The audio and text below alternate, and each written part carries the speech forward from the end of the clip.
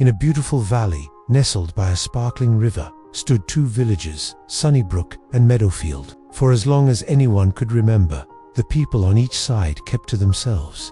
They worked in their fields, tended their gardens, and built their homes, but they never crossed the old wooden bridge that connected them. The villagers weren't unkind, just separate. On one side lived a girl named Mina, with short, playful hair and a bright blue dress. On the other lived a boy named Taro, with friendly brown hair and a cheerful green shirt. They often saw each other from afar, wondering about life on the other side of the river. One night, a fierce storm swept through the valley. Thunder roared, and rain poured down in sheets. The wind howled and pushed against everything in its path. With a loud crack, the old wooden bridge, which had stood for generations, finally gave way to the storm's fury. Its planks splintered and were washed away by the rushing river. When morning came, the sun shone on a changed valley. The bridge was gone, and the gap between Sunnybrook and Meadowfield seemed wider than ever. The villagers looked across the water with sad, worried faces. How would they ever cross now? But amidst the gloom, something new was beginning. Mina walked to the riverbank on her side, and Taro did the same on his. Their eyes met across the water. Instead of sadness, they saw curiosity and a shared idea. A small, hopeful smile appeared on Mina's face, and Taro smiled right back. It was a silent promise, a spark of friendship in the morning light. Without a word, they knew what they had to do. They couldn't wait for the adults.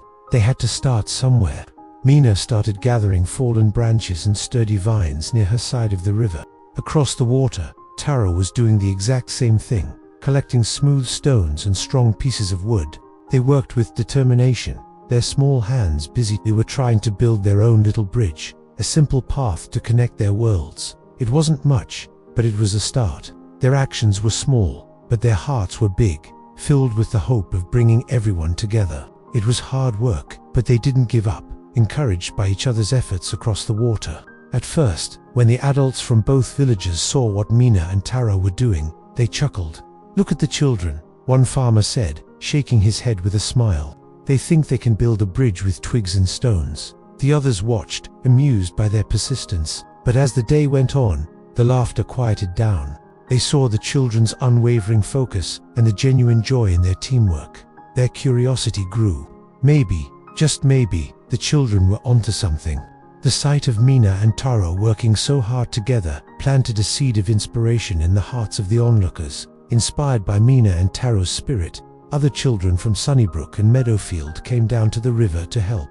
Soon, a few adults joined in, then a few more. A carpenter from Meadowfield showed them how to tie stronger knots.